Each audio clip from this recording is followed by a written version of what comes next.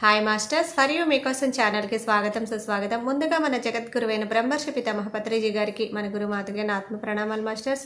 Okay masters, ప్రతిరోజు మన ఛానల్లోని ధ్యానం, స్వాధ్యాయం, సజ్జన సాంగత్యం జరుగుతుంది మాస్టర్స్. అలాగే జూమ్ సెక్షన్లో పాల్గొన్న మాస్టర్లకు, యూట్యూబ్లో చూస్తున్న మాస్టర్లకు కూడా ధన్యవాదాలు తెలుపుకుందాం. ఓకే మాస్టర్స్, ఈరోజు మన ఛానల్కి సీనియర్ పీరియడ్ మాస్టర్ గారైన స్వప్న గారు పులివెందుల నుంచి వచ్చారు. మేడం గారిని సాదరంగా ఆహ్వానించుకుందాం. ఈరోజు మేడం చెప్పబోయే టాపిక్ బుద్ధుడు అందించిన అష్టాంగ మార్గం. ఈ గొప్ప ఆత్మజ్ఞానం అందించడానికి మేడం గారికి వెల్కమ్ చెప్దాం మాస్టర్స్. నమస్తే మేడం, వెల్కమ్ మేడం. ఆత్మ ప్రణామాలు మేడం. ముందుగా బ్రహ్మర్షి పితామహ పత్రిజీ సార్కి, స్వర్ణమాల మేడం గారికి ఆత్మ ప్రణామాలు. గురువు గారికి, గురువైన సదానంద యోగి గారికి ఆత్మ ప్రణామాలు. మునిబాబు సార్కి, సుగుణా మేడం గారికి ఆత్మ ప్రణామాలు. దివి నుంచి భువికి దిగి వచ్చిన దివ్యాత్మ స్వరూపులైన దేవతా దేవుళ్ళందరికీ ఆత్మ ప్రణామాలు. సృష్టికర్తకు, పంచభూతాలకు, ప్రకృతి మాతకు, విశ్వ గురుమండలికి, పరమ గురువులందరికీ, యాస్ట్రల్ మాస్టర్స్ కి ఆత్మ ప్రణామాలు. ఇక్కడ అటెండ్ అయిన మాస్టర్స్ అందరికీ ఆత్మ ప్రణామాలు. నాకు ఈ అవకాశం ఇచ్చిన పర్యూ ఛానల్ వారికి, సరితా మేడం గారికి ఆత్మ ప్రణామాలు.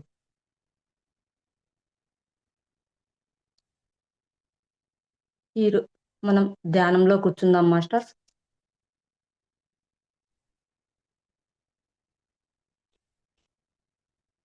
స్థిర సుఖ ఆసనంలో కూర్చుందాం.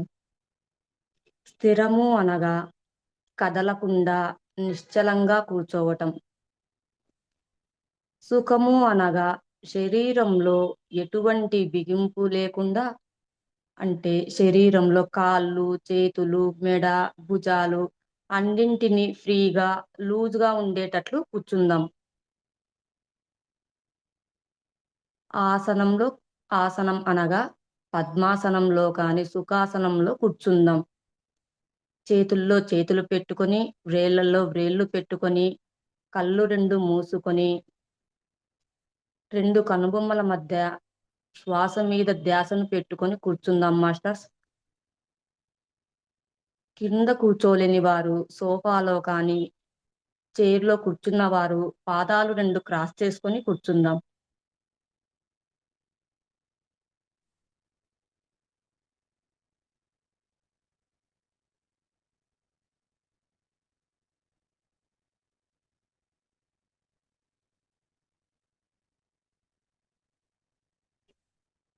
మనకు అనేక ఆలోచనలు వస్తూ ఉంటాయి. వాటిని కట్ చేస్తూ శ్వాస మీద ధ్యాసను పెడదాం. శ్వాసను భ్రూమధ్యంలో పెట్టి గమనిస్తూ ఉందాం. ఉచ్ఛ్వాస నిశ్వాసలను గమనిస్తూ ఉందాం. మన శ్వాసే మన గురువు. నోటిలోని మౌనం, మనసులోని శూన్యం, దాని పేరు ధ్యానం.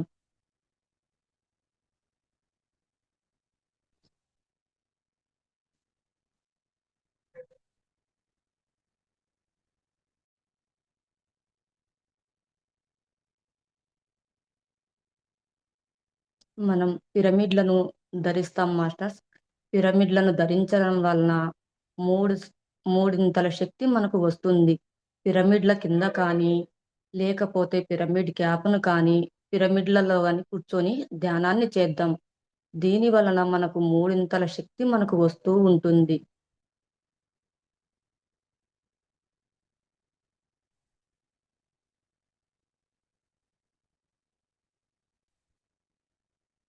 మన కళ్ళ ద్వారా మనకు 80% శక్తి వృధాగా వెళ్తూ ఉంటుంది. మనకు సమయం ఉన్నప్పుడల్లా రెండు కళ్ళను మూసుకొని ధ్యానంలో కూర్చొని ఆ శక్తిని సంపాదించవలె. మనం ఈ శక్తిని వృధా చేసుకోకూడదు.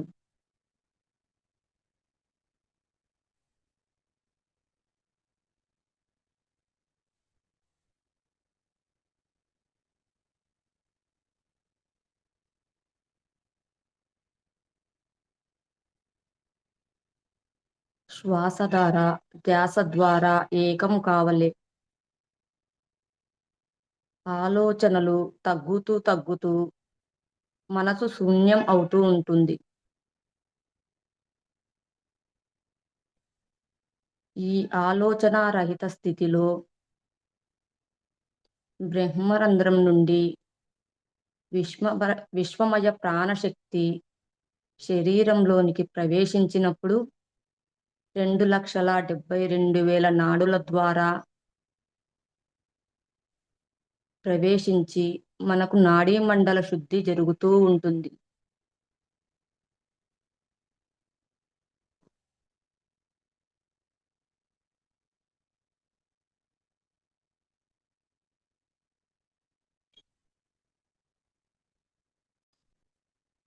ఈ ఆనాపానసతి ధ్యానాన్ని బుద్ధ భగవానుల వారు 2,600 సంవత్సరాల క్రితమే మనకు అందించారు. దీనిని ఆనా అంటే ఉచ్ఛ్వాస, అపాన అంటే నిశ్వాస, సతి అంటే కూడుకొని ఉండడం. ఉచ్ఛ్వాస నిశ్వాసలను గమనిస్తూ ఉందాం. అంతేకాని ఎటువంటి నామాన్ని కానీ, ఎటువంటి మంత్రాన్ని కానీ, ఎటువంటి జపాన్ని కానీ మనం చేయవలసిన అవసరం లేదు.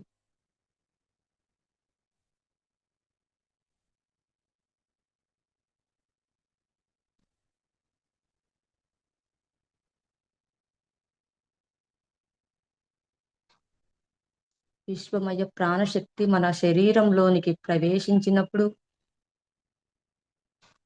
మనకు శరీరంలో అనేక నొప్పులు వస్తూ ఉంటాయి. వాటిని భరిస్తూ సహిస్తూ కూర్చుందాం. మనం మాటి మాటికి చేతులు కాళ్ళు కదపకూడదు. ఆ శక్తే వచ్చి మనల్ని కదపాలే కాని మనకై మనం కదలరాదు.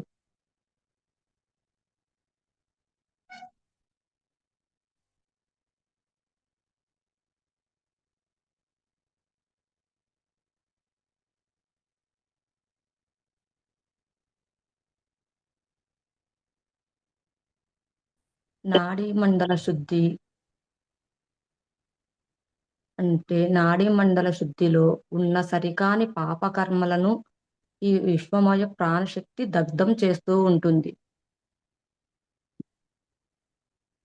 మనము అనేక జన్మల నుంచి కొన్ని పుణ్యకర్మలను పాపకర్మలను తీసుకొని వస్తూ ఉంటాం. వెరసి సంచిత కర్మలు అంటాం. వీటిని బ్లాక్స్ అంటూ ఉంటాం. మనం ఈ జన్మకు వచ్చే ముందు కొన్ని పుణ్యకర్మలను కొన్ని పాపకర్మలను తీసుకొని వస్తాం. వాటినే మనం ప్రారబ్ధ కర్మలు అంటాం.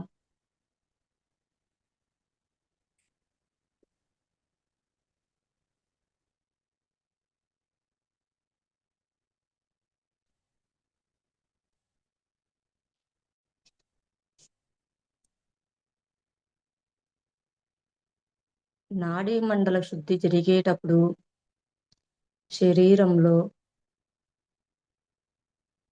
కొందరికి చెమటలు పట్టవచ్చు. కొందరికి కంటి నుండి నీరు కారవచ్చు.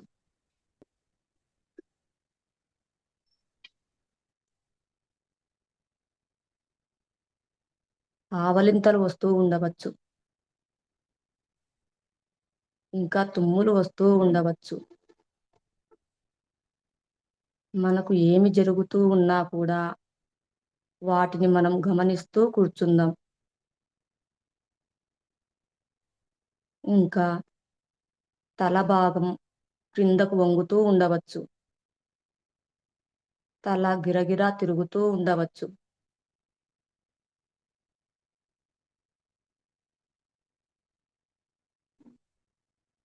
శరీరం మొత్తం బరువుగా అవ్వవచ్చు.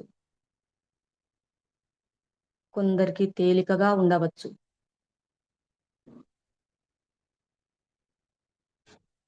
ఒక్కొక్కరికి ఒక్కోలా జరుగుతూ ఉండవచ్చు. అందరికీ ఒకేలా జరగవలసిన అవసరం లేదు. మనకు ఏది జరుగుతుందో దానినే గమనిస్తూ ఉందాం.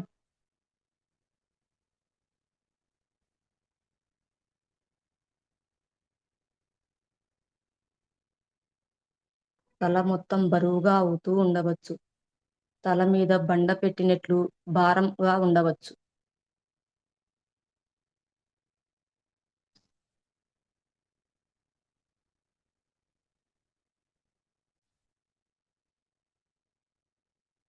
తల భాగం clock wise, anti clock wise తిరుగుతూ ఉండవచ్చు. చేతులు రెండు లాక్ అవుతూ ఉండవచ్చు. కొందరికి చాలా అసలు మనం చేతులు పెట్టుకున్నామా లేదా అంత తేలిక అవుతూ ఉండవచ్చు.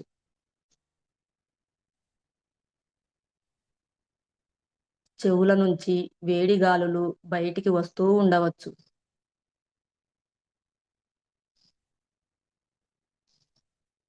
మన నోటి భాగంలో దవడలు, నాలుక అన్ని బిగుసుకుపోతూ ఉన్నట్లు ఉండవచ్చు.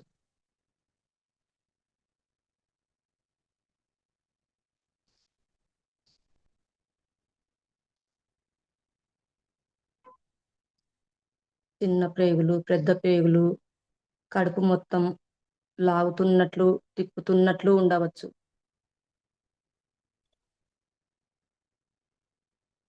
ముఖమంతా చీమలు కుడుతున్నట్లు ఇచ్చింగ్ వస్తూ ఉండవచ్చు.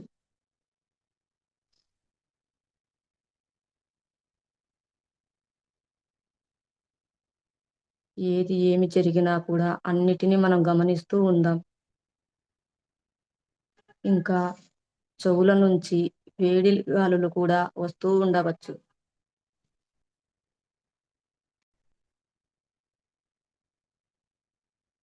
తొడ భాగం అంతా పక్షి రెక్కల మాదిరిగా కొట్టుకుంటూ ఉండవచ్చు.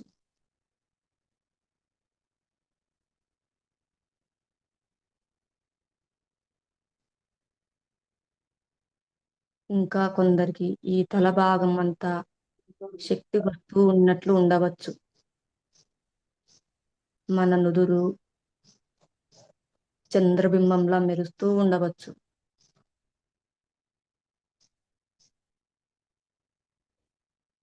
పాదాలు సూదులు పెట్టి కుచ్చుతున్నట్లు ఉండవచ్చు.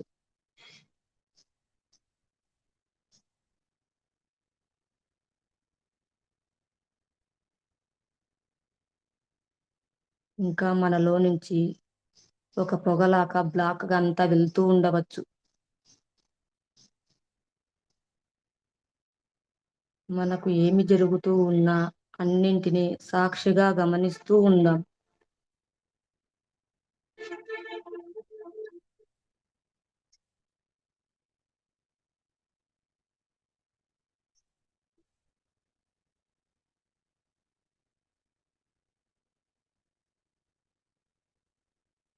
ఇంకా గుండె భాగంలో ప్రవేశించిన ప్రాణశక్తి రక్తనాళాలను, వాటిలోని బ్లాక్స్ ను క్లీన్ చేస్తూ గుండె భాగం అంతా శక్తివంతంగా చేస్తూ గుండె భాగంలోని ప్రతి రక్తపు బొట్టు శక్తివంతంగా తయారవ్వచ్చు.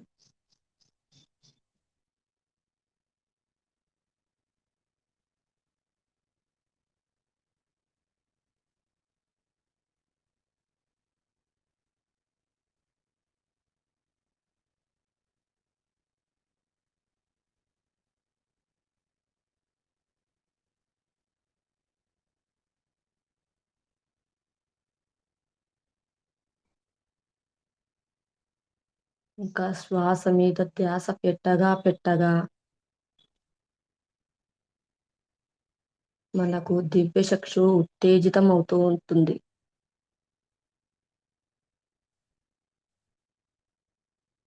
దివ్యచక్షు ఉత్తేజితం కావడం వలన మనకు అనేక కలర్స్ కనిపిస్తూ ఉంటాయి.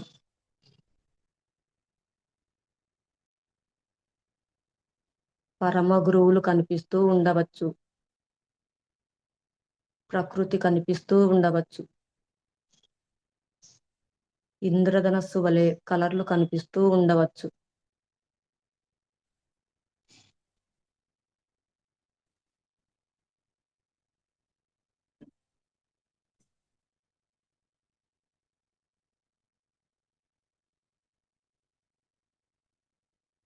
మనం అన్నిటినీ సాక్షిగా గమనిస్తూ ఉన్నాం.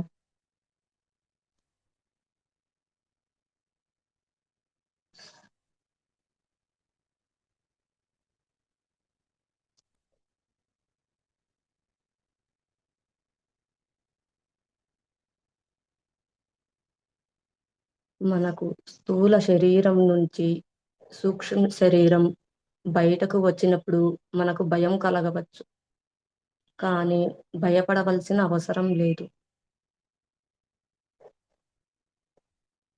సూక్ష్మ శరీరం సిల్వర్ కార్డు ద్వారా బయటికి వస్తూ ఉంటుంది.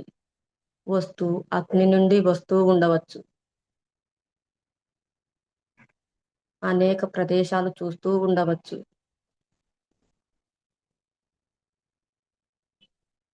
అనేక పర్వతాలు కనిపిస్తూ ఉండవచ్చు. మన గత జన్మలు మనం చూసుకుంటూ ఉండవచ్చు. కారణ శరీరం నుండి, మహాకారణ శరీరం నుండి అక్కడ ఉన్న పూర్ణాత్మలను దర్శిస్తూ మళ్ళీ తిరిగి కారణ లోకాలకు సూక్ష్మ శరీరం నుండి స్థూల శరీరంలోనికి ప్రవేశిస్తుంది.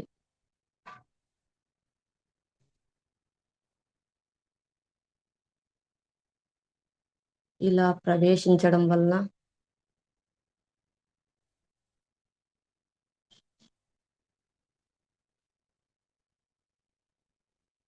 అన్నింటినీ, మనకు ఏది జరుగుతూ ఉన్నా కూడా వాటిని సాక్షిగా గమనిస్తూ ఉందాం.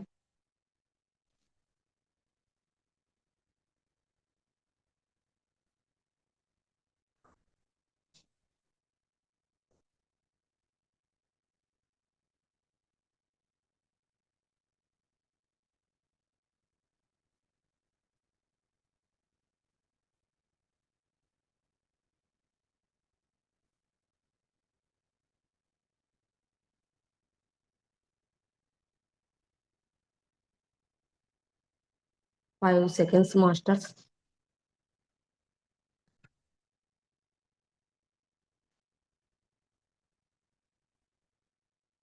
మన గురుయే మన గురువు.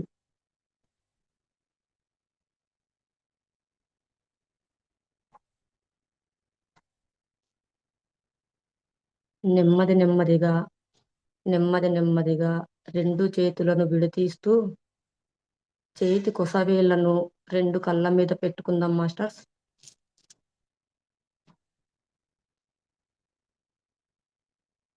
చేతి కొసవేలలో మన ధ్యాన శక్తి అంతా ఉంది. దానిని మనం మనలోనికి తీసుకోవాలి.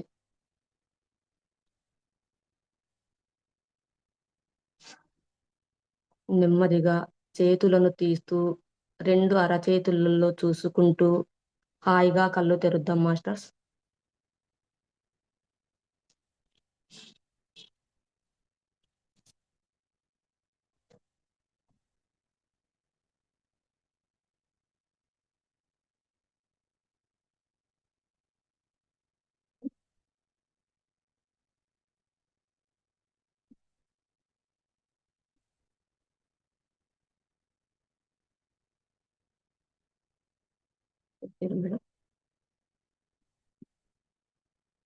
మాస్టర్స్, ఇప్పుడు మనము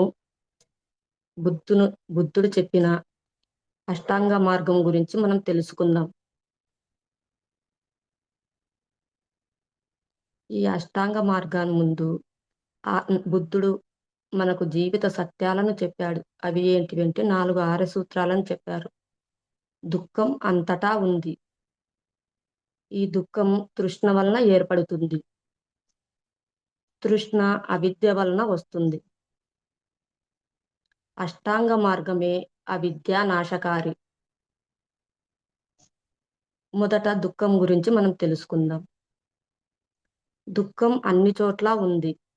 ఈ దుఃఖం మనకు ఎందువలన ఏర్పడుతుంది అంటే, మనం చావులను చూస్తూ ఉంటాం, రోగాలను, ముసలితనాలని అన్నిటిని చూస్తూ మనం భయపడుతూ ఉంటాం. దీని వలన మనకు దుఃఖం ఏర్పడుతుంది. దుఃఖం ప్రతి చోట ఉందనే ఉంది. 2, తృష్ణ. ఈ తృష్ణ దేని వలన వస్తుంది అంటే, ఈ దుఃఖం ఉంది అంటే మనకు తృష్ణ అంటే ఏమిటంటే విపరీతమైన కోరిక. మనకు విపరీతమైన కోరికలు, మోహాల వల్లనే ఈ తృష్ణ అనేది మనకు వస్తూ ఉంది. ఇప్పుడు మనకు ఒక ఇల్లు ఉందనుకోండి ఎగ్జాంపుల్‌కి. మనకు ఉంది ఒక ఇల్లు ఉంది. మనం ఇంకో ఇల్లు కావాలి అనుకున్నాం. అది మనకు నెరవేరలేదు. అప్పుడు మనకు ఏమి ఏర్పడుతుంది అంటే, మనకు ఇంకా విపరీతమైన మనకు దుఃఖం వస్తూ ఉంటుంది దానివల్ల. మనకది దొరకలేదే, చెయ్యలేదే మనం అని జెప్పేసేసి మనకు దుఃఖం వస్తుంది. దానినే మనం ఏమంటూ ఉన్నామంటే తృష్ణ అని అంటూ ఉన్నాం. ఈ తృష్ణ పోవాలి అంటే మనకు అవిద్య.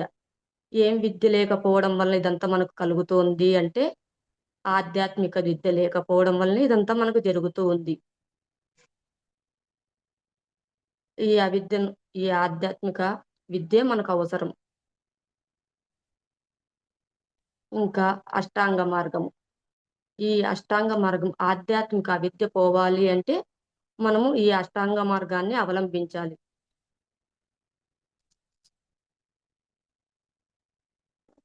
అష్టాంగ మార్గాన్ని అంటే 8 అంగాలు ఉన్న మార్గంనే మనము అష్టాంగ మార్గము అని అంటూ ఉన్నాం. అవి సరియైన దృక్పథం, సరియైన సంకల్పాలు, సరియైన వాక్కు, సరియైన జీవనోపాయం, సరియైన కర్మ, సరియైన శ్రద్ధ, సరియైన ఏకాగ్రత, సరియైన ధ్యానం.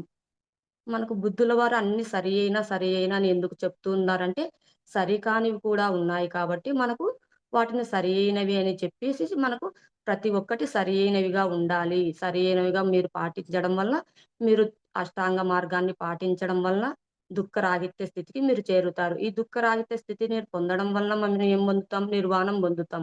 ఇదే గదా మనం కోరుకుంటూ ఉంటుంటాం ప్రతి ఒక్కరము. మనకు ఏమీ వద్దు నిర్వాణము గావాలి అని జెప్పి అనుకుంటూ ఉంటాం. ఈ అష్టాంగ మార్గాన్ని మనం ప్రతిరోజు అవలంబించడం వలన మనకు వస్తూ ఉంటుందిది. మనకు ఎలా వస్తుంది? ఈ అష్టాంగ మార్గాన్ని మనం ఛేదించాలి అంటే మొదట మనం ఖచ్చితంగా ప్రతిరోజు ధ్యానం ఖచ్చితంగా చేయాలి. ధ్యానము చేయాలి. ఇంకా స్వాధ్యాయం చేయాలి. పుస్తకాలను గ్రేట్ మాస్టర్స్ పుస్తకాలను చదవాలి ఖచ్చితంగా. ఇంకా స్వాధ్యాయం తర్వాత సజ్జన సాంగత్యం కూడా చేస్తూ ఉండాలి. ఈ మూడింటి వల్లనే మనము అన్నింటిని ఈ అష్టాంగ మార్గాన్ని మనం ఫాలో చేయగలం. మాకు ప్రతిరోజు మునిబాబు సారు ఈ అందించిన ధ్యానం వలన ప్రతిరోజు 2 గంటల ధ్యానము, స్వాధ్యాయము, సజ్జన సాంగత్యం వల్లనే మేము ఈ రోజంతా ఈ జ్ఞానం గురించి తెలుసుకున్నాము. ఈ జ్ఞానం గురించి తెలుసుకొని ఇప్పుడు మేము ఇలాగ చెప్పగలుగుతున్నాము. ప్రతిరోజు వాటిని మేము అవలంబించడం వల్లనే మేమింత ముందుకు రాగలుగుతున్నాం. కానీ ప్రతిరోజు 4 సంవత్సరాల నుంచి సార్ చెప్తూనే ఉన్నారు. కానీ మనం పట్టుకొని దాన్ని ముందుకు చేయాలి. ఏదైనా గూడా ప్రతిదాన్ని ఖచ్చితంగా శ్రద్ధ పెట్టి, ఏకాగ్రత పెట్టి చేస్తేనే మనకు ఖచ్చితంగా వస్తుంది. ఒక రోజు చేసి 4 రోజులు చేయలే మళ్ళీ చేద్దాంలే అనుకుంటే అది కుదరదు. ప్రతిరోజు క్రమం తప్పకుండా ధ్యానం చేయడం వల్లనే మనం వీటినన్నిటిని పొందవచ్చు. ఈ జ్ఞానాన్నంతటిని మనం తీసుకోవచ్చు. ఇంకా ఇప్పుడు మనము అష్టాంగ మార్గం గురించి తెలుసుకుందాం. ఫస్ట్‌ది ఏంటి అంటే సరియైన దృక్పథం. సరియైన దృక్పథం అంటే ప్రతి మనిషి తన దృక్పథం సరియైనదో కాదో పరీక్షించుకొని దాన్ని మనం అవలంబించుకోవాలి. సరియైన దృక్పథాన్ని అవలంబించడం వల్ల మనము మనకు ముక్తి వస్తుంది మనకు. సరియైన దృక్పథం అంటే ఇప్పుడు మనము సరికాని దృక్పథం అంటే ఏంటంటే నాకు ఏం చేతనవుతుందిలే అని జెప్పి అనుకుంటూ ఉంటాం. ఇది ఏమంటారు గురువులకు మాత్రమే బుద్ధుడు, కృష్ణుడు ఇటువంటి వాళ్ళకు మాత్రమే అవుతుంది. నాకెక్కడవుతుంది? నేను ఒక గృహిణిని కదా! అని జెప్పి అనుకుంటూ ఉంటాం. అటువంటివన్నీ సరికాని దృక్పథాలు. ప్రతి ఒక్కటి మనం చూసేది సరిగ్గా చూడాలి. ఇంకా మళ్ళీ మనం ఏమనుకుంటూ ఉంటాము అంటే ఎక్కువగా, రేపు చేద్దాంలే ఏదైనా గాని పని, మర్నాడు చేద్దాంలే అని జెప్పి అనుకుంటూ ఉంటాం. కానీ అది సరికాని దృక్పథం. ఏ సరి అయిన దృక్పథం ఏమిటి అంటే, మనం రేపు చేయవలసిన పనిని ఈ రోజే చేయాలి. ఈరోజు చేయవలసిన పనిని ఇప్పుడే చేయడం ద్వారా మనం ఇది సరి అయిన దృక్పథం అవుతుంది. ఇంకా రాముడు, కృష్ణుడు ఇటువంటి వారు, వీరప్పన్, హిట్లర్ ఇటువంటి వారందరూ కూడా తల్లి గర్భం తీసుకొని వచ్చిన వాళ్ళే వీళ్ళందరూ కూడా. అయినప్పుడు చిన్నప్పుడు అందరూ వాళ్ళ తల్లిదండ్రులు అందరిని బాగానే పెంచింటారు. కానీ పెద్దయిన తరువాత వాళ్ళ మదం వల్ల, వాళ్ళ మోహం వలన, కోరికల వలన వాళ్ళు అలా తయారయ్యారే కానీ ప్రతి ఒక్కరు చిన్నప్పుడు అందరిని వాళ్ళ తల్లిదండ్రులు చక్కగానే చూసుకొనుంటారు. కానీ పెద్దయిన తర్వాత మనం ఇలా చేంజ్ అవుతూ ఉంటాం గదా! అదన్నీ ఇటువంటివన్నీ సరికాని దృక్పథాలు అవుతాయి. ఇంకా వీటికి ఇంకా మనం ఏం చెప్పుకుంటాము అంటే, ఒకసారి కృష్ణుడు ఏం చెప్పారు అంటే, దుర్యోధనుడిని ధర్మరాజుకు ఏం చెప్పారంటే, "నువ్వు ఊరంతా వెళ్లి చూసేసొచ్చి చూసిరా" అని చెప్తారు. దుర్యోధనుడు ఫస్ట్ ధర్మరాజు, దుర్యోధనుడు ఇద్దరికి చెప్తే, ఇద్దరు చూసి అలా వస్తారు. ధర్మరాజు చూసి వచ్చిన తర్వాత ఊరంతా ఎలా ఉంది? ప్రజలెలా ఉన్నారు? అంటే, ప్రజలు చాలా చక్కగా ఉన్నారు. అందరూ మంచితనంగా ఉన్నారు. స్నేహభావంతో ఉన్నారని తను చెప్పారు. మళ్ళీ దుర్యోధనుడు వెళ్లి చూసొచ్చిన తర్వాత తనని అడిగితే తనేం జెప్పారంటే, మనుషులంతా క్రూరంగా ఉన్నారు, మోసంగా ఉన్నారు, చాలా చెడ్డవారుగా ఉన్నారు" అని చెప్పారు. ఎందుకలా చెప్పారు అంటే, మన చూసే దృక్పథాన్ని బట్టి ఉంది. ఇప్పుడు ఇద్దరూ అదే దాన్ని చూసి వచ్చారు. ఇద్దరిని అదే ఊరిని చూసొచ్చారు. అదే ప్రజల్ని చూసొచ్చారు. కానీ ఒకరికెలా అనిపిచ్చింది? మంచిగా అనిపిచ్చింది. ఇంకొకరికి ఎలా అనిపిచ్చింది? చెడ్డగా అనిపిచ్చింది. కాబట్టి మనం చూసే దృక్పథాన్ని బట్టే మనకు ఉంటుంది తప్ప వేరేది ఇంకొకలా ఉండదు. అంటూ ఉంటారు గదా! పచ్చకామెర్లు వచ్చిన వాడికి లోకమంతా పచ్చగానే కనిపిస్తుంది అంటారు గదా! మనకు ఎక్కువగా. అటువంటిది మనం చూసే దృక్పథాన్ని బట్టే మనకు ఉంటుంది. ఇప్పుడు ఒక విషయం ఒకరికి కరెక్ట్‌గా అనిపించవచ్చు. ఇంకొకరికి తప్పుగా అనిపించవచ్చు. కానీ మనం ఎప్పుడు ఎలా ఉన్నా కూడా మనకు పత్రి సార్ మనకేం జెప్పారు? మనం సరిగ్గానే ఉండాలి. ఇప్పుడు మాకు ఇది మేము ద మాకు మునిబాబు సార్ మాకేం జెప్తూ ఉంటారంటే, మేము ఎప్పుడైనా కంప్లెయింట్స్ ఏదన్నా చెప్పాము అనుకోండి, ఫస్ట్ మిమ్మల్ని మీరు సరిచూసుకోండి అని చెప్తారు. మీరు మారితేనే మీలోని దృక్పథం మారితే అది కూడా మారుతుంది అని చెప్తారు. ఇటువంటి జ్ఞానాన్ని మేము ప్రతిరోజు పొందడం వల్ల ఒకరోజు మిస్ అయినా కూడా మళ్ళీ మాకు చెప్పిన జ్ఞానం వల్ల మేము ముందుకు వెళ్తూ ఉన్నాం ఇలాగే. ఇది సరైన దృక్పథం. ఇంకా 2 సరియైన సంకల్పం. సరియైన సంకల్పం అంటే, ఇప్పుడు వాడు సంపాదించాలి. మనం ఊరికే కూర్చొని తిని హాయిగా బ్రతుకుదాము అని అనుకుంటూ ఉంటాం కదా! అటువంటిదంతా కాదు. సరైంది కాదు ఇదంతా. ఇప్పుడు మనం కష్టపడి సంపాదించి, మనం ఫ్యామిలీని పోషించి, మనం తినాలే కానీ, అనవసరంగా ఇంకొకరిని ఇబ్బంది పెట్టి మనం చేయడం ఇటువంటివన్నీ సరియైనవి కావు. ఇంకా ఏంటి అంటే, మనకు ఇప్పుడు రావణాసురుడికి ఉంది. అది ఏంది సరియైన సంకల్పం ఉండింది తనకు. అంటే ఇప్పుడు సీతాదేవి ఉంది గదండీ! తనని తీసుకువెళ్ళి, తనను అక్కడ బంధించడం, చేయడం జరిగింది. ఈ సరికాని సంకల్పం, కోరిక వలన తనకు ఏం జరిగింది అంటే, తన బంధువర్గాన్ని, తన కొడుకులను అందరినీ, తమ్ముళ్ళను ప్రతి ఒక్కరిని తను నాశనం చేసుకోగలిగాడు. చివరికి తన ప్రాణాల్ని కూడా పోగొట్టుకున్నాడు. కాబట్టి ఇటువంటి సంకల్పాలు మనము అన్నింటిని పెట్టుకోకూడదు. మనం ఇంకా సంకల్పాలు కూడా మనకు అందరికీ ఉపయోగపడేటివి. అంటే ఆధ్యాత్మికంగా పిరమిడ్‌లు కట్టుకోవడం, ఇటువంటివి నలుగురికి మనకు తెలిసిన జ్ఞానం గురించి మనకు తెలియజేయడం, ఇటువంటివన్నిటిని పెట్టుకోవాలి మనం. మనకు తెలిసిన జ్ఞానాన్ని గూడా అందరికి తెలియజేయడం వల్ల కూడా చాలా అది కూడా మనము దీంట్లో భాగమే అని చెప్పారు గదా! ఇప్పుడు మనం అదే చేస్తూ ఉన్నాం ఎక్కువగా. మనకి ఏది తెలిసినా కూడా అంటే మనకు ఏది తెలుసో దాని గురించే మాట్లాడాలి. అంతేకాని మనకు తెలియని వాటి గురించి మనం చెప్పకూడదని గూడా చెప్పారు గదా! అది. ఇంకా సంకల్పం గురించి ఒక చిన్న ఎగ్జాంపుల్ తెలుసుకుందాం మాస్టర్స్. అది ఏంటి అంటే ఒక పక్షి తన గుడ్లను సముద్రపు ఒడ్డున పెట్టుకొని ఉంటుంది. పెట్టుకొని ఉన్నప్పుడు అలలు వచ్చి దాన్ని సముద్రుడు తీసుకొని వెళ్తూ ఉంటాడు. మళ్ళీ వాటిని అక్కడే పెడుతూ ఉంటుంది ఆ పక్షి కూడా. వెళ్తూ అలా పెట్టడం వల్ల ఆ సముద్రుడు వచ్చేసేసి మళ్ళీ ఆ పక్షిని గుడ్లను తీసుకెళ్తూ ఉంటాడు. ఆ పక్షికి ఏమవుతుంది అంటే తనకు కోపం వస్తుంది. ప్రతిసారి ఇలా జరుగుతూ ఉంది అని సముద్రుడి మీద కోపం తెచ్చుకొని, నిన్ను నేను మట్టి కలుపుతా అని అంటూ ఉంది. అది అనేసేసి ఏం చేస్తుందంటే ప్రతిసారి ఆ మట్టినంతా తీసుకొనేసేసి ఇట్లా అంతా పొర్లేసేసి ఆ మట్టినంతా సముద్రంలో వేస్తూ ఉంటుంది. ఈ మళ్ళీ భర్త అయిన పక్షి ఇంకొకటి వచ్చి అడుగుతది. "ఎందుకు ఇలా చేస్తున్నావు?" అంటే, "ఈ సముద్రుడు నా పక్షి గుడ్లను తీసుకొని వెళ్తూ ఉన్నాడు ప్రతిసారి. అందుకే నేను మట్టి కలపాలని ఇలా చేస్తున్నాను" అని జెప్తుంది. చెప్పినప్పుడు తను ఏం జేస్తుంది? తను కూడా అలాగే చేస్తుంది. ఈ 2 పక్షులు చేయడం చూసి మిగతా పక్షులన్నీ కూడా ఏం జేశాయి? అలాగే మిగతా పక్షులన్నీ గూడా చేయడం మొదలుపెట్టాయి. ఈ పక్షులన్నీ ఇలా చేయడం చూసిన పక్షి జాతికి ఎవరు అంటే ఎక్కువగా గరుత్మంతుడు గదా! ఆ గరుత్మంతుడు చూసి పైనుంచి దిగి వచ్చి ఏం చేస్తాడంటే, ఆ సముద్రంలోనికి ఇంకా పెద్ద పెద్ద బండరాళ్ళని తెచ్చి సముద్రంలో వేయడం ప్రారంభించాడు. ఈ విష్ణుమూర్తికి ఈ విష్ణుమూర్తి బయటికి వెళ్ళాలి అనుకుంటాడు. బయటికి వెళ్ళాలి అనుకుంటే గరుత్మంతుడు లేడు. ఎక్కడికి వెళ్ళాడు అంటే, ఇలా క్రిందికిలా వెళ్ళాడు అని చెప్తారు. కిందికి ఇలా వెళ్ళాడని చెప్పినప్పుడు, తను గూడా కిందికి దిగి వస్తాడు. కిందికి దిగి వచ్చి ఏం జరిగిందో పరిస్థితినంతా గమనించి, తనకి ఏం జెప్పారు అంటే, ఈ పక్షికి మొదట ఏం జెప్పారు? ఇదింది నువ్వు ఇక్కడ పెట్టుకోవడం ఇటువంటిది సరికాదని తనకు చెప్తారు.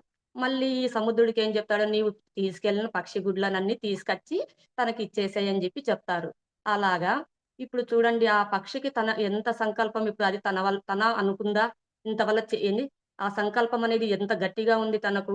తన వల్ల ఏమవుతుంది మామూలుగా సముద్రాన్ని మట్టగలపడం ఈజీనా? అంత కాదు. కానీ తన సంకల్పంతో అది తానే నెరవేర్చుకుంది. ఏంది పక్షి జాతిని కిందికి తెచ్చి ఈ దేవుడినే కిందికొచ్చేటట్లు చేసింది. కాబట్టి సంకల్పం అనేది గట్టిగా ఉండాలి ఏదైనా గూడా. ఒక సంకల్పానికి మనం 2 వికల్పాలను పెట్టుకోకూడదు ఎప్పుడు కూడా. ఎందుకంటే ఒకటి జరుగుతుంది. ఎప్పుడు మాకు ఈ పని జరుగుతుందా? జరగదా? అని జెప్పి మనం ఎప్పుడు అనుకుంటూ ఉంటాం గదా! అటువంటివి పెట్టుకోకూడదు. ఏదైనా గాని మనం సంకల్పం అవును ఇది నాకు జరుగుతుంది అనుకోవాలే కానీ 2 వికల్పాలను పెట్టుకోవడం వల్ల అది జరగదు. ఈ యూనివర్స్ అనేది ఏది ఎక్కువగా మనము అనుకుంటే అదే మనకు జరుగుతూ ఉందని మనం లా ఆఫ్ అట్రాక్షన్ ద్వారా మనం తెలుసుకుంటూ ఉంటాం. కాబట్టి మనం ఏదైనా గాని సంకల్పం పెట్టుకుంటే ఒకటే పెట్టుకోవాలి అంతే కానీ ఇటువంటివి వికల్పాలను పెట్టుకోకూడదని జెప్పి చెప్పారు. ఇంకొక మూడవది ఏంది అంటే సరి అయిన వాక్కు. ఈ వాక్కు అనేది ఎలా ఉండాలి అంటే అశాస్త్రీయంగా ఉండకూడదు అని జెప్పి చెప్పారు. ఎందుకంటే మనకు అశాస్త్రీయంగా మాట్లాడడం వలన మనకు ఎన్నో కర్మల్ని మనం మూటగట్టుకుంటూ ఉంటాం. ఇవన్నీ ఎలా వస్తాయి అంతే గదా! మనం మాట్లాడే మాట ద్వారా, మనం చేసే చేతల ద్వారానే మనం కర్మలను తెచ్చుకుంటూ ఉంటున్నాం. ఇటువంటివన్నీ ఉండకూడదు అనుకుంటే మనం మాట్లాడిన మాట సరియైనదిగా ఉండాలి. సరియైనదిగా ఎవరికీ హేళన చేసి ఉండకుండా ఉండేటట్లు మాట్లాడాలి. అంతే కాకుండా ఇంకా 10 మందితో మాట్లాడేటప్పుడు ఎలా మాట్లాడాలి? ఏం మాట్లాడాలి? కరెక్ట్‌గా మాట్లాడాలి. అనవసరమైన మాటలు మాట్లాడకూడదు. ఎప్పుడు పక్కన వాళ్ళతో ఏంది చాడీలు చెప్పుకుంటా, కబుర్లు చెప్పుకుంటూ ఇటువంటివన్నీ చేయకూడదు. మన వాక్కు మాత్రం సరి అయినదిగా ఉండాలి ఎప్పటికీ.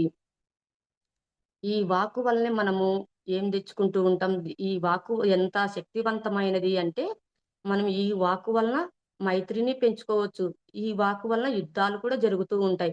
మనం ఎన్నో సంఘటనలు మనం చూస్తూనే ఉంటాం ప్రతిరోజు. ఈ వాక్కు అనేది సరియైనదిగా మాట్లాడడం వల్ల మనం ఎంతో మైత్రిని పెంచుకుంటూ ఉంటాము.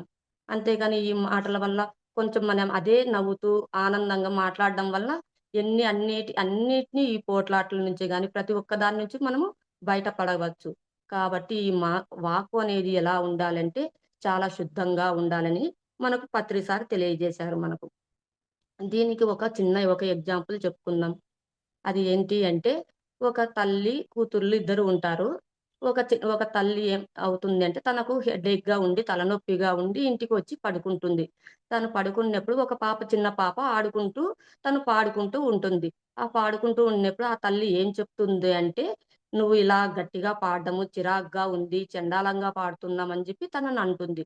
అలా అని విసిగిచ్చుకుంది. విసిగిచ్చుకోవడం వలన ఆ పాపకి ఏం జరిగింది, తరువాత తన జీవితంలో అంతా కూడా ఎప్పుడు నేనింత ఘోరంగా పాడుతున్నానా? చెండాలంగా పాడుతున్నానా? మా అమ్మ నన్ను ఇలా అనింది. కాబట్టి నేను జీవితంలో తను పాడడం అనేది మానేసింది. ఎందుకు అంటే, ఆ వాక్కు వలన అంటే నేను సరిగ్గా పాడడం లేదు. అందుకే మా అమ్మ నన్ను విసిగిచ్చుకుందే అని తను భావించుకుంది ప్రతిరోజు అట్లాగే. ఇప్పుడు అందుకే మనం మాట్లాడిన మాట ఎలా ఉండాలి అంటే, చాలా శుద్ధంగా ఉండాలి. ఇప్పుడు అదే నాకు తలనొప్పిగా ఉంది నువ్వు పక్కకి వెళ్లి ఆడుకోమ్మా, పక్కకి వెళ్లి పాడుకో అని చెప్పిందంటే తనకింత పరిస్థితి వచ్చేది కాదు. కాబట్టి మనం మాట్లాడిన మాట ఎలా ఉండాలంటే స్వచ్ఛంగా, శుద్ధంగా ఉండాలి. ఇంకా నెక్స్ట్, నెక్స్ట్ నెక్స్ట్‌దేంటంటే సరి అయిన జీవన భృతి. సరి అయిన జీవన భృతి అంటే ఏది సరి అయినదో మనం దానినే తినాలి. ఈ శరీరానికి శరీరానికి బాగుండాలి అని జెప్పి శక్తి రావాలి, ప్రోటీన్స్ రావాలి అని చెప్పి మనం ఏం చేస్తూ ఉంటాం, ఎక్కువ మాంసాహారాన్ని తీసుకోమని చెప్తూ ఉంటారు. ఇదంతా సరియైనది కాదు. మన శరీరాన్ని పెంచుకోవడం కోసం దానిని ఆ జీవులన్నింటిని చంపి మనం బాధ పెట్టడం అలా అవుతుందా? కాదు. కాబట్టి మనం ఏదైనా మన శరీరం కోసం ఇంకా ఏదైనా గూడా పండ్లు తినవచ్చు, కూరగాయలు తినవచ్చు. ఇటువంటివన్నీ తినాలే కానీ, ఈ మాంసాహారాన్ని మనం తీసుకోకూడదు. ఇంకా ఇంకా శాకాహారాన్ని మనం తీసుకోవాలి. అంతేకానీ, ఎప్పటికే గాని ఈ మాంసాహారాన్ని తీసుకోకూడదు. ఇంకా మనకు డాక్టర్స్ ఏం చెప్తూ ఉంటారు అంటే, ఎక్కువగా మనము మీకు ప్రోటీన్స్ కావాలి అంటే ఖచ్చితంగా గుడ్డు తినండి అని చెప్తూ ఉంటారు. అయినా కూడా మనం అది కూడా ఇది దీనిలోకొచ్చిన తర్వాత మనం ఏం తెలుసుకున్నాము అంటే, ఈ ధ్యానంలో అది కూడా మాంసాహారం కిందకి అది కూడా ఒక జీవిని తీసుకొని తింటూ ఉన్నట్లే కదా మనము. అందుకు మనం అది తినగూడదు అని చెప్తారు. అంటే మనం అప్పటికి కూడా మనం ఈ గ్రుడ్లను తినడం, చేయడం ఇటువంటివి ఎప్పుడూ లేదు. ఇప్పుడు మాత్రం ఇయన్నీ చేయకూడదు. మన శరీరాన్ని పెంచుకోవడం కోసం మాంసాహారాన్ని తినడము, దానికోసం ఇటువంటివన్నీ చేయకూడదు. మనం ఏది చేసినా కూడా ఇంకా ఏం చెప్పారు మనకు బుద్ధుల వారు? మధ్యస్థంగా ఉండాలి అని చెప్పారు. ఏది చేసినా గూడా. ఒకటి ఒకటి తిన్నా కూడా మధ్యస్థంగా ఉండాలి. ఒక పని చేసినా మధ్యస్థంగా ఉండాలి. ఏ పని చేసినా కూడా అది మధ్యస్థంగానే ఉండాలి అని చెప్పేవారు. ఎందుకు అంటే, ఇప్పుడు ఏదైనా ఒక స్వీట్ ఉంది. మనకు నచ్చింది అనుకోండి. మనం ఏం చేస్తాము? ఒక స్వీట్ తింటాము. మళ్ళీ ఇంకొకటి తిన్నాము. ఇంకా ఇలాగే తింటూ ఉన్నామనుకోండి. 4, 5 తినడం వల్ల మనకు ఏమనిపిస్తుంది? ఈ తినడం ద్వారా మనకు ఏమనిపిస్తుంది అంటే, మనకు అజీర్తి అవుతుంది. మనం వాటి మీద విసుగు వస్తుంది. కాబట్టి ఏది తిన్నా కూడా ఒక మితంగానే తినాలి అని చెప్పారు. ఆలోచనలు ఆలోచనలు కూడా ఏది చేసినా కూడా మితంగానే చేయాలి. అంటే మధ్యస్థంగా చేయాలి. ఇప్పుడు మధ్యస్థంగా చేయకపోవడం వల్ల ఆలోచనలు ఎక్కడికన్నా వెళ్ళాలి. ఇంక విపరీతంగా మనం ఆలోచనలు చేయాలి. ఎలా చేయాలి? మనం అనుకుంటూ ఉంటాం. దీనివల్ల మనకు ఎనర్జీ వేస్ట్ అవుతూ ఉంటుంది. దానివల్ల మనకు టెన్షన్ వస్తూ ఉంటుంది. కాబట్టి ప్రతి పనిని మనం ఎలా చెయ్యాలి అంటే మధ్యస్థంగా చెయ్యాలి అని మనం ఇప్పుడు తెలుసుకుంటూ ఉన్నాం. ఇంకా నెక్స్ట్ సరి అయిన కర్మ. మనం ఏమి పని చేసినా కూడా ఆ పని అనేది సరి అయినదా? కాదా? అన్నీ మితంగానే చెయ్యాలి ఏదైనా కూడా. ఈ చేసిన కర్మను బట్టే మనకి జన్మల జన్మల నుంచి మనకు ఇవి వస్తూ ఉన్నాయి మనకు. ఈ చేసే కర్మ అనేది ప్రతి ఒక్కటి సరి అయిందో కాదో మనం చూసుకుంటూ ఉండాలి. ఒకరిని బాధపెట్టి, ఒకరిని హింసించి మనం బ్రతకడం అది సరియైన కర్మ కాదు. ఇంకా ఏంటి అంటే ఏది చేసినా కూడా నడిచినా కూడా సరిగ్గా నడవాలి. ఒకటి తిండి తిన్నా సరిగ్గా ఉండాలి. మనం ఏ పని చేసినా కూడా సరి అయినగానే ఉండాలి గానీ, అనవసరంగా కర్మ అనేది మనం తెచ్చుకోకూడదు. మనం ఇప్పుడు ఈ కర్మ అనేది తెచ్చుకోవడం వల్లనే గదా! ఇప్పుడు ఒక ఎగ్జాంపుల్‌గా ఏం చెప్పుకుందాము అంటే దీనికి ఒక ఇద్దరు అత్తాకోడళ్ళు ఉంటారు. అత్తాకోడళ్ళు ఇద్దరు ఉన్నప్పుడు ఆమెకు కోడలు పనులు చేస్తూ ఉంటుంది ఇంట్లో. అన్నీ చూసుకుంటూ ఉంటుంది. అన్నీ బాధ్యతారహితంగా అన్నీ చేస్తూ ఉంటుంది బాధ్యతగానే. కానీ ఆ అత్తగారికి మాత్రం ఎలా అనిపిస్తూ ఉండేది అంటే ప్రతిసారి ఆమెను చూడంగానే ఆమె ఏమి మాట్లాడినా, ఏం చేసినా కూడా తనకు కోపం వచ్చేది. ఎందుకు వచ్చేది అంటే ఆమె గత జన్మల్లో ఈమెను హింసించేదంట. అందుకు ఇప్పుడు ఈమె కూడా అలాగే చేయడం మొదలుపెట్టింది. ఈమె ఈ ధ్యానం చేసి చెందడం వలన తన గత జన్మలను చూసుకున్న తర్వాత తను అక్కడి నుంచి తనను గూడా ఇలా నేను బాధ పెట్టడం వల్ల ఇలా జరిగిందని జెప్పేసేసి చూసుకోవడం వలన తను అప్పటినుంచి తను అదంతా ఆ కర్మ ప్రక్షాళన చేసుకొని తను ఎప్పటినుంచి తనతో స్నేహంగా, ప్రేమగా ఉండేది. కాబట్టి మనం చేసిన కర్మ ఇప్పుడే కాదు మనకు ఎప్పుడు ఏ జన్మలోనైనా గూడా మనకు వస్తూనే ఉంటుంది. ఈ జన్మలో కాదు, గత జన్మల్లోదైనా గూడా ఎప్పటికి ఎన్ని ఏళ్ళదైనా గూడా మనకు వస్తూనే ఉంటుంది ఇదనేది. ఇంకా, ఇంకా నెక్స్ట్ సరి అయిన శ్రద్ధ.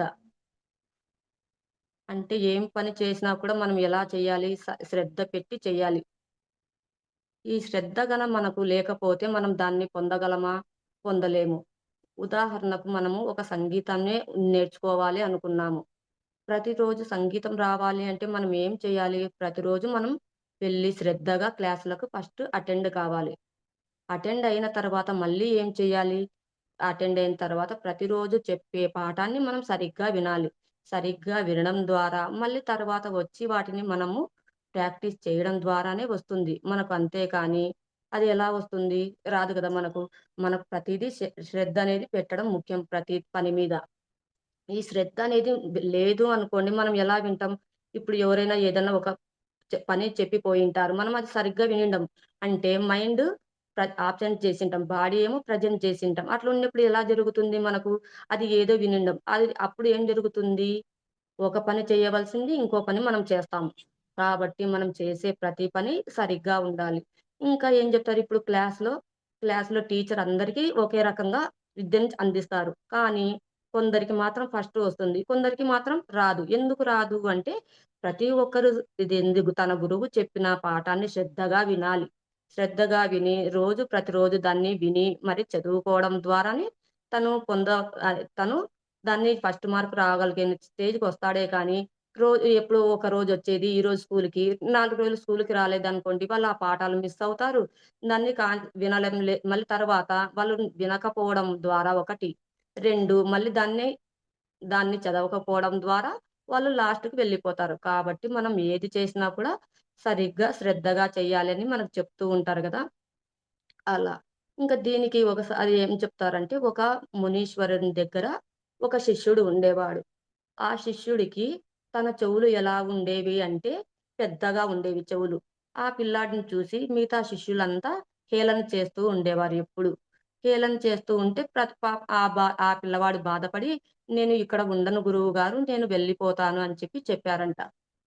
వెళ్ళి వెళ్ళాలి అని చెప్పినప్పుడు, ఆ గురువుగారు సరే వెళ్తే వెళ్దువు గానీ, నువ్వు ఏం చేస్తావు అంటే, ఒక వెళ్ళేటప్పుడు ఒక పని చెయ్యి నేను చెప్పినేది అని చెప్తారు. సరే గురువుగారు అని చెప్తారు. ఏమిటి అంటే, ఒక పాత్ర తీసుకొని ఆ నదిలో నుంచి నీరు తీసుకొని రా అని చెప్తారు. అక్కడి నుంచి తీసుకొని రా. అలాగే ఒక్క చుక్క కూడా ఆ నీటిననేది నువ్వు క్రింద పడకోకుండా తీసుకొని రావాలి ఇక్కడికి అని చెప్తారు. సరే అని చెప్తారు. అది తను వింటాడు. ఆ బాలుడు వినేసేసి, ఆ శిష్యుడు తీసుకొని వస్తూ ఉంటాడు. తీసుకొని ఆ నీటిని తీసుకొని ఇక్కడికి వచ్చేస్తాడు. ఆ పాత్రలో నుంచి నీటిని తీసుకొనేసి గురువు దగ్గరికి వచ్చేస్తాడక్కడ. వచ్చిన తర్వాత ఇప్పుడు ఒక గురువుగారు మీరు చెప్పినారు కదా! ఒక్క చుక్క కూడా కింద పడకుండా నేను తీసుకొని వచ్చాను అని చెప్పారు.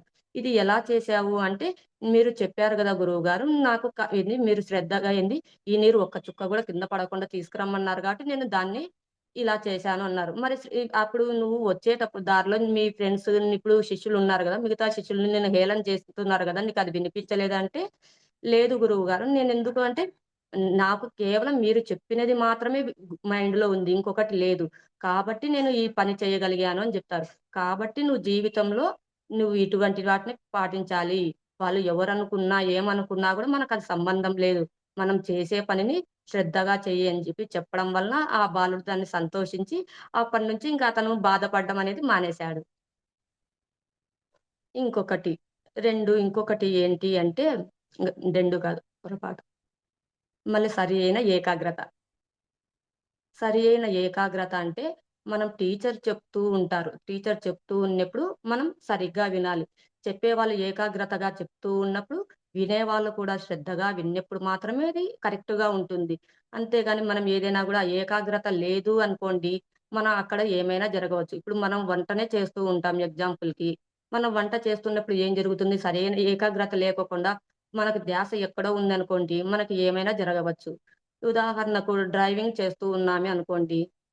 మనం ముందర ఎవరొస్తున్నారో చేస్తున్నప్పుడు వెనకాల ఎవరొస్తున్నారు, పక్కన ఎవరొస్తున్నారు అని మనం చూసుకొని ముందుకు వెళ్ళాలి. అంతేగాని గుడ్డిగా ఊరికే పోతున్నామంటే పోతుండడం వల్ల మనకేం జరుగుతుంది? అక్కడ యాక్సిడెంటే గావచ్చు, మన ప్రాణమైనా పోవచ్చు. కాబట్టి ఏదైనా గాని ఒక పని చేసినప్పుడు అందులో మనం ఖచ్చితంగా ఏకాగ్రత పెట్టి చేయాలి అని చెప్తారు. అంతే గదండీ! ఏకాగ్రత అనేది లేదు అనుకోండి మనం చేయగలమా ఏదే గాని చేయలేము. ఖచ్చితంగా చేయాలి అంటే ప్రతిదీ శ్రద్ధ ఉండాలి. ఏకాగ్రత కంపల్సరీ మనకు ప్రతి ఒక్కరికి. ఇంకా దీనికి ఏం చెప్పుకుందాము అంటే, దీనికి ఈ ఏకాగ్రతకు ఇంకొక చిన్న ఎగ్జాంపుల్ చెప్పుకుందాం. ఒక నదిలో ఒక రె ఒక నదిలో 2 కొంగలు, ఒక తాబేలు ఉంటాయి. 3 ఫ్రెండ్‌షిప్ చేసుకుంటూ ఉంటాయి హ్యాపీగా. ఆ నదిలో 3 ఉంటూ ఉంటాయి. కొన్ని రోజుల తర్వాత ఆ నదిలో నీరు తగ్గడం ప్రారంభించింది. అప్పుడు ఈ కొంగలు ఏమనుకున్నాయి అంటే, ఈ నీరు అయిపోవడం వల్ల మనకు ఇబ్బంది కలుగుతుంది అని ఈ తాబేలుతో చెప్తాయి. ఈ 2 ముగ్గురు ఫ్రెండ్స్ కాబట్టి. అంటే సరే ఉండు అట్లయితే మనం దీనికి ఇంకొక ఉపాయాన్ని ఏదైనా ఆలోచించుకోవాలి. ఇక్కడ పక్కన ఏమైనా ఉన్నాయేమో చూసుకొని వస్తామని ఆ 2 కొంగలు పైకెగిరేసేసి వెళ్లి చూసుకొని వస్తాయి. అంతా తిరిగేసేసి చూసుకొని వచ్చిన తర్వాత, ఈ తాబేలుతో ఏం చెప్తాయంటే, అక్కడ పక్కన కొంత దూరంలో ఒక కొంత ఏంది ఇంకా ఇంకొంచెం పెద్ద నది ఉంది. అక్కడ నీరు బాగున్నాయి. మనం అక్కడికి వెళ్ళిపోదాము అని చెప్పింది. సరే అని 3 అనుకున్నాయి. సరే నెక్స్ట్ రోజు రేపు పొద్దున్నే బయలుదేరదాము అని 3 అనుకున్నాయి. సరే అనుకున్న తర్వాత ఇప్పుడు ఈ కొంగలకు ఒక డౌటొచ్చింది. మేము పక్షులం కాబట్టి మాకు రెక్కలున్నాయి కాబట్టి మేము ఎగిరి వెళ్ళగలము. మరి నువ్వు అంత దూరం ఉంది. నువ్వంత దూరం ఎలా వెళ్ళగలుగుతావు? వెళ్ళలేవు. మరి ఎలా చేద్దాము అని చెప్పి అనుకున్నప్పుడు ఈ తాబేలుకి ఏమి ఆలోచన వస్తుందంటే, మీరు వెళ్లి ఒక కట్టె ముక్కని తీసుకొని రండి అని చెప్తుంది. సరే అని చెప్పి ఆ కొంగలు కట్టె ముక్కని తీసుకొని వస్తాయి. కట్టె ముక్కను తీసుకొని వచ్చినప్పుడు ఇదేంటి 2 కొంగలు చెరో ఒకవైపు, అటువైపు, ఇటువైపు 2 పట్టుకొని ఉంటాయి కొంగలు. ఈ మధ్యలో ఈ ఈ తాబేలు పట్టుకోమని చెప్తాయి. మళ్ళీ మనము దీన్ని ఏకాగ్రతగా వినండి. మీరు ఏదైనా గూడా మనం మిస్ చేసినామంటే మన ప్రాణాలే పోతాయి అని జెప్పి ఈ కొంగ చెప్తేనే ఏమంటుంది తాబేలు, ఆ! నే ఈ ఉపాయం చెప్పినది నేనే కదా! నేనంత మాత్రం జాగ్రత్తగా ఉండనా నాకు తెలుసు కదా! అని చెప్పి చెప్తుంది. సరే అని జెప్పి అనుకున్న తర్వాత ఇంకా ఆ ప్లేస్‌కి వెళ్దామని జెప్పి ఇది 2 కొంగలు పట్టుకోవడము, ఈ తాబేలు కూడా వాటిని పట్టుకొని ఉండంగా పైకెగురుతాయి. 3 కలిసి పైకెగిరి వెళ్తూ ఉంటాయి. వెళ్తూ ఉన్నప్పుడు ఒక మైదానంలో చిన్న పిల్లలు ఆడుకుంటూ ఉంటారు. ఈ 3 ఇలా వెళ్ళడాన్ని చూసి ఆ పిల్లలేం చేస్తారంటే గట్టిగా అరుస్తూ చేస్తూ ఉంటారు.